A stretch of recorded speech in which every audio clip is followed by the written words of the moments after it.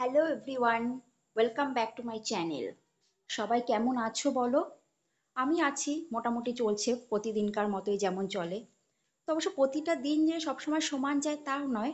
এক একটা দিনের শুরু এক এক রকমভাবে হয়।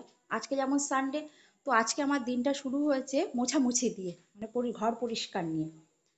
প্রথমে ভাবলাম যে একটু চা খেয়ে ব্রেকফাস্টটা বানিয়ে নিই, তারপর মনে হলো যে না থাক, ব্রেকফাস্ট একটু দেরিতেই বানাবো আজকে, যেহেতু সানডে সবাই বাড়িতেই আছে। তো চলে আসলাম মোছামুছির কাজে। আর আমার সবচেয়ে অপছন্দের কাজ হচ্ছে এই বিছানা চাদর ঠিকঠাক করা, কিন্তু তবু করতে তো হবেই, বাড়িতে যেহেতু বাচ্চা কাচ্চা আছে। তাই চলে আসলাম, বিছানাটা আগে চেঞ্জ করে নিলাম, চাদরটা চেঞ্জ করে পরিষ্কার করে একটা পরিষ্কার চাদর পাতিয়ে দিলাম, তার সাথে করে নিলাম কিছু ঘরের মোছামুছি ফার্নিচার। কেননা যা ধুলো, তাতে খুব বেশি দিন যায় না, মানে দুদিন অন্তর অন্তরই পরিষ্কার করতে হয়, না হলে পুরো ধুলো জমে যায় জিনিসের ওপর। আর এখানে দেখো আমার গাছের কিছু বেল ফুল ফুটেছে, তো বেল ফুলগুলোকে গাছ থেকে তুলে নিয়ে সুন্দর করে বেডরুমে একটা জলের বাটির মধ্যে রাখলাম। তারপরে চলে আসলাম জামা কাপড় কাচতে। অবশ্যই ক্লিনিং করে তারপর কিন্তু আমি ব্রেকফাস্ট বানিয়েছি, সেটা যদিও ভিডিও তো দেখানো হয়নি। ব্রেকফাস্ট করে তারপরেই এসেছি জামা কাপড় কাচতে, কেননা কর্তামশাই বাজারে গিয়েছেন। তো বর যতক্ষণ বাজার থেকে আসবে ততক্ষণ আমার এই কাজটা হয়ে যাবে। আজকে কাচাকাচির পরিমাণটা একটু বেশি, যেহেতু বিছনা পাল্টেছি, তো বিছানাপত্রগুলো কাচতে হবে। আমার ছেলের দুটো বিছানা, বিছানাগুলো পরিষ্কার করতেও সময় যেমন লাগে, তেমনি এগুলোকে ধুয়ে কেচে আবার পরিষ্কার করে রাখতেও সময় লাগে। অনেকটা কাচাকাচি করেছি আজকে। আজকে সব কাজ ব্যালকনিতে ধরেও নি, বেড কাভারগুলো তো ছাদে দিতে হয়েছে, কারণ ওগুলো তো অনেক বড়। তো আমার এই কাজ সারতে সারতে তার মধ্যে চলে এসছে বাজার। আর বাজার থেকে উনি আজকে যা এনেছেন, সব মানে ছোট জাতীয় মাছগুলো এনেছেন। চিকেন তো আছেই, চিকেন তো থাকবে, আর চিকেন ছাড়া আমার ছেলের চলে না। আর তারপর রবিবার বলে কথা, রবিবার তোকে চিকেন দিতেই হবে। আর এনেছিল মোরলা মাছ, এনেছিল পার্শে মাছ, আর তার সাথে ছিল চিংড়ি মাছ। যদিও এত মাছ এনেছি, কিন্তু এত মাছ আমি আজকে রান্না করব না, কিছুটা মাছ রেখে দেবো ফ্রিজে। হয়তো চিংড়ি মাছটা করব, চিকেনটা করব, আর ইচ্ছা আছে পার্শে মাছটা একটু ভাজা করার। তো দেখা যাক কি রান্না করা যায়। আগে তো ধুয়ে পাকলে পরিষ্কার করে নিই, এক তো এই মোরলা মাছ কাটতে যা সময় লাগে বন্ধুরা কি বলবো। আর আমি মাছ কাটতে খুব একটা ভালো পারিও না। তো মাছ টাছ কেটে পরিষ্কার করে তারপর চলে আসলাম রান্না করতে।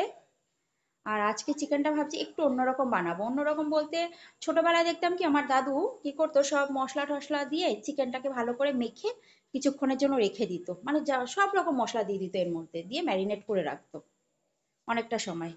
আমার তো দিদাকে আমি খুব ছোটবেলায় হারিয়েছি, কিন্তু দাদুর হাতের এই চিকেনটা কিন্তু আমার ভীষণ ভালো লাগতো।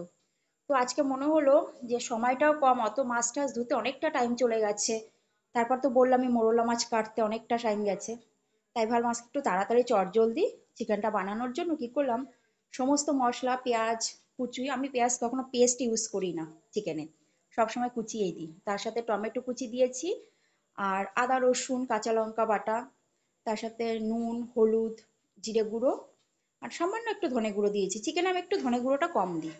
আর দিয়েছিলাম এখানে একটু পরিমাণ মতো তেল, তেলটা একটু পরিমাণে বেশি দিয়েছি মাখার সময়, কারণ যখন কড়াইতে চিকেনটা বসাবো তখন কিন্তু আমি তেল বেশি দেবো না, অল্প একটু তেল দিয়ে খালি ফোড়ন দিয়ে চিকেনটাকে বসিয়ে দেবো। তবে চিকেনটা কিন্তু খুব ভালো করে মাখতে হবে, কেননা যতটা ভালো করে তুমি চিকেনটাকে মাখবে, তত কিন্তু চিকেনের মধ্যে মশলাটা ভালোভাবে ঢুকবে।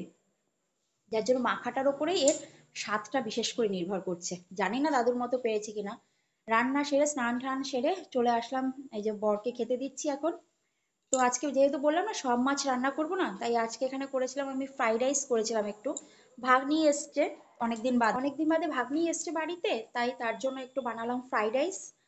আর তার সাথে বানিয়ে নিয়েছিলাম চিংড়ি মাছ, আর পার্শে মাছটা ভাজা করেছিলাম। তো তোমাদের দাদাভাই যেহেতু মাছ খায় না, তাই তার প্লেটে আর মাছটা দিলাম না, ওর জন্য তোমরা দেখতে পাচ্ছ না। চিংড়ি মাছ করেছিলাম আলু দিয়ে, চিংড়ি মাছ দিয়ে একটা তরকারি করেছিলাম, মানে একটু ঝাল মতো করে। আর সাথে চিকেন তো আছেই, তখন তো তোমাদেরকে দেখাতে হবে। চিকেনটা কিন্তু আজকে সত্যি খেতে ভালো হয়েছে। হয়তো দাদু ভাইয়ের মতো ওইভাবে টেস্ট আনতে পারিনি, কিন্তু ব্যাপক হয়েছিল খেতে কিন্তু। যাক, আমি তো লাঞ্চ করতে বসে পড়লাম, তোমরাও কিন্তু লাঞ্চ করতে বসে পড়ো, অনেক বেলা হয়েছে। সবাই ভালো থেকো, সুস্থ থেকো। তাহলে আজকে এই পর্যন্তই, আসি, টাটা।